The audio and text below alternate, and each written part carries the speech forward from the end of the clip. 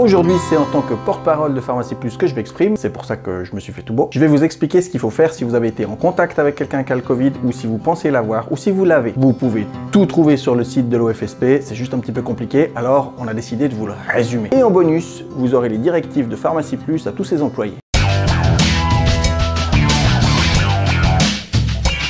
En gros, on a trois cas de figure. On a si vous êtes sain et que vous êtes entré en contact avec quelqu'un de malade.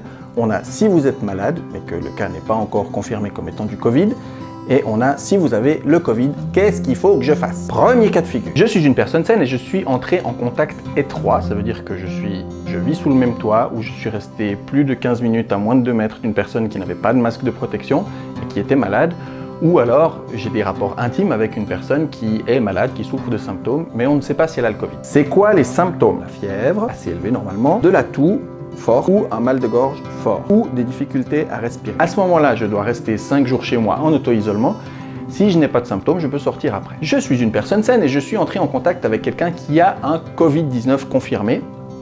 On parle de contact étroit. Si je ne suis pas une personne vulnérable, les personnes vulnérables, c'est les gens déjà de plus de 65 ans. Pouf, ils sont tous vulnérables. Pas très cool, il y en a qui ne sont pas vulnérables, mais on les considère comme vulnérables. Les malades chroniques, notamment ceux qui ont de l'hypertension, une maladie cardiovasculaire, une maladie respiratoire, ceux qui ont un cancer ou ceux qui sont immunodéprimés. Pareil, je vais à l'isolement 5 jours, si j'ai pas de symptômes, je peux ressortir de chez moi. Je suis une personne saine et j'ai des contacts non étroits avec quelqu'un de malade ou quelqu'un qui a le Covid-19 et qui s'était protégé, c'est-à-dire avec un masque, etc., ou qui était donc resté à plus de 2 mètres de moi. Eh bien, je ne fais rien de spécial. Je respecte les mesures du Conseil fédéral, c'est-à-dire que je vais me déplacer le moins souvent possible et rester le plus souvent possible à la maison et toujours garder mes distances de sécurité. Deuxième cas de figure. Je suis une personne malade, mais je ne sais pas si j'ai Covid ou pas. Je m'auto-isole à la maison.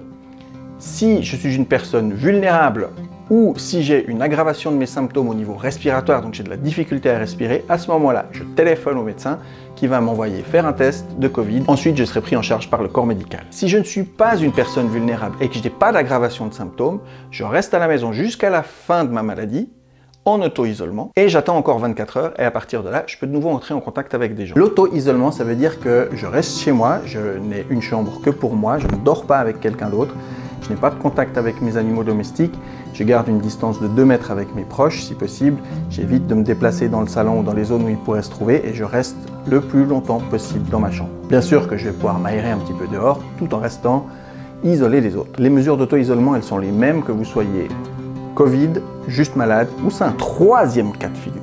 Ça y est, j'ai le Covid-19. Déjà, c'est pas une fatalité. Si je suis pas une personne à risque et que j'ai pas d'aggravation notoire de mes symptômes, surtout au niveau de la respiration, je vais m'auto-isoler, attendre 48 heures après la fin des symptômes avant de pouvoir rentrer de nouveau en contact social avec les gens. Je reviens sur le port de masque. Les fameux FFP2 qui vous couvrent absolument tout le museau avec une petite soupape pour respirer, ceux-ci sont vraiment réservés au corps médical qui va devoir faire de l'examen de malade. On pense savoir maintenant que le virus n'est que dans les gouttelettes de salive ou dans les sécrétions nasales. Ça veut dire surtout qu'il n'est pas dans l'air. Par exemple, si on est dans la même pièce que quelqu'un qui aurait le Covid, il ne peut pas nous l'avoir transmis simplement parce qu'on respire le même air. Ce sera par contre ces projections de salive, ces micro-gouttelettes qu'on n'aura pas vues. D'ailleurs, quand vous êtes en mode dépistage et que vous n'avez pas encore le résultat de votre test, on vous fournit un masque pour éviter de contaminer les autres. Ces fameux petits masques qu'on voit comme ça partout suffisent probablement à se protéger du Covid. Mais par contre, ça sert à rien d'en porter tout le temps, donc arrêtez de courir après ces masques. On a des masques vraiment qui sont réservés, par exemple 50 par pharmacie, 50 par cabinet médicaux,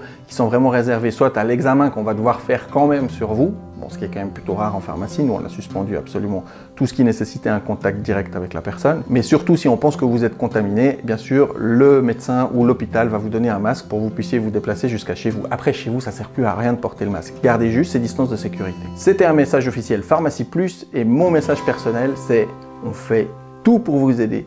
Soyez cool avec nous, soyez patient, gardez vos distances dans les files d'attente et aussi comprenez quand on ne peut pas vous donner plus que tant de boîtes de paracétamol ou tant de spray hydroalcoolique. C'est pas contre vous, il faut juste qu'il y en ait pour tout le monde. On va arriver à surmonter cette crise ensemble. Solidarité! Si vous travaillez comme moi dans une des merveilleuses Pharmacie Plus et que vous êtes soit assistant-assistante, soit pharmacienne-pharmacien, et que vous avez les symptômes, à ce moment-là, il vous faut aller à l'hôpital ou prendre contact avec un médecin pour savoir où on peut faire un test de dépistage. Et là, vous avez droit à un test de dépistage. Vous annoncez que vous travaillez en pharmacie et vous avez droit à vous faire dépister. Que vous soyez dépisté positif ou négatif, vous allez respecter les mêmes consignes de sécurité que les autres. Bon, il y a peut-être une différence, c'est que les pharmaciens qui travaillent un peu en tant que seul pharmacien dans leur pharmacie, comme la pharmacie ne peut pas être ouverte s'il n'y a pas de pharmacien, et qui ne sont pas diagnostiqués Covid, ben, ils vont quand même aller travailler probablement avec de la fièvre.